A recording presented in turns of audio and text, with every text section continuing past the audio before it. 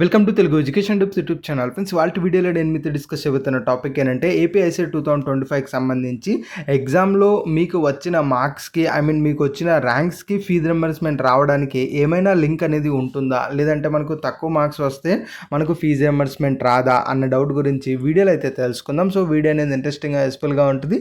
పూర్తిగా చూడడానికి అయితే ట్రై చేయండి. ఇక టాపిక్ అయితే స్టార్ట్ చేసే ముందు నా చిన్న రిక్వెస్ట్ ఏంటంటే ఇప్పటివరకు మన తెలుగు ఎడ్యుకేషన్ టిప్స్ యూట్యూబ్ ఛానల్ని మీరు ఎవరైనా సబ్స్క్రైబ్ చేయకుండా చూస్తున్నట్టే మీకు యూస్ఫుల్ అయ్యే ఇలాంటి ఎన్నో వీడియోస్ కోసం అయితే సబ్స్క్రైబ్ చేసుకోండి. ఫ్రెండ్స్, ఇక టాపిక్లోకి వచ్చేసినట్టయితే మెయిన్గా ఏపీ ఐసెట్ 2025 రిలేటెడ్గా ఈ యొక్క ఎగ్జామ్స్ అయితే అయిపోయాయి, రిజల్ట్ కూడా వచ్చేసింది. అందులో మీకు మార్క్స్తో పాటు ర్యాంక్స్ కూడా అయితే వచ్చేసి ఉంటాయి. బట్ ఇలాంటి టైంలోనే ఒక డౌట్ వస్తున్నది ఏంటంటే మాకు తక్కువ మార్క్స్ వచ్చాయి, తక్కువ ర్యాంక్ ఎక్కువ ర్యాంక్ అనేది వచ్చేసింది, మరి అలాంటప్పుడు మాకు ఫీజు రింబర్స్మెంట్ ఇస్తారా రాదా అని చెప్పి చాలామంది డౌట్ అడుగుతున్నారు. ఇక్కడ మార్క్స్కి అలానే ఫీజు రింబర్స్మెంట్ రావడానికి ఎటువంటి కనెక్షన్ అనేది లేదు.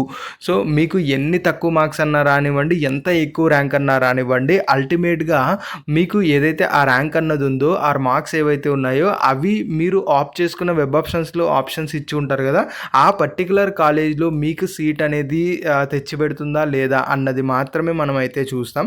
బట్ ఆ మార్క్స్ ర్యాంక్స్ అనేవి ఫీజు రింబర్స్మెంట్కి ఎట్టి పరిస్థితుల్లోనూ కనెక్షన్ అయితే ఉండదు. మరి ఫీజు రింబర్స్మెంట్ రావడానికి ఏంటి అంటే ఖచ్చితంగా ఇన్కమ్ సర్టిఫికేట్, లేదు అంటే రేషన్ కార్డ్, ఈ రెండింటి మీదనే డిపెండ్ అయ్యి ఉంటుంది. సో నాకు ఎక్కువ ర్యాంక్ వచ్చింది, ఫీజు రింబర్స్మెంట్ వస్తుందో రాదు అని ఇలాంటి కన్ఫ్యూజన్లు ఎవరన్నా ఉన్నట్టయితే దయచేసి దాన్ని అయితే మర్చిపోండి.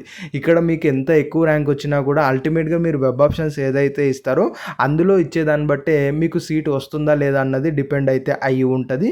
In case at the same time మనకు ఈ యొక్క ఏదైతే ర్యాంక్స్ వచ్చి ఉంటాయో వాటిని డిపెండెన్స్ చేసుకొని మనకు ఫీజు రింబర్స్మెంట్ ఇవ్వడం ఇవ్వకపోవడం ఇలాంటిది ఏది కూడా ఉండదు. కంప్లీట్గా మనకు ఇన్కమ్ అండ్ రేషన్ కార్డ్ ఏవైతే ఉన్నాయో ఈ 2 డాక్యుమెంట్స్ని బేస్ చేసుకొని మీకు ఫీజు రింబర్స్మెంట్ ఇవ్వాలా లేదా అన్నది డిసైడ్ అయితే అవుతుంది. సో దీని మీద ఇంకెవరికైనా డౌట్స్ ఉన్నట్టయితే దయచేసి క్లారిఫై అయితే చేసుకోండి. ఇది ఫ్రెండ్స్ మెయిన్గా వీడియోలో తెలుసుకున్నది. వీడియో నచ్చినట్టయితే లైక్ చేయండి. మరి ముఖ్యంగా మన తెలుగు ఎడ్యుకేషన్ టిప్స్ యూట్యూబ్ ఛానల్ని మీరు ఎవరైనా సబ్స్క్రైబ్ చేయకుండా చూస్తున్నట్టే మీకు యూస్ఫుల్ అయ్యే ఇలాంటి వీడియోస్ కోసం అయితే సబ్స్క్రైబ్ చేసుకోండి.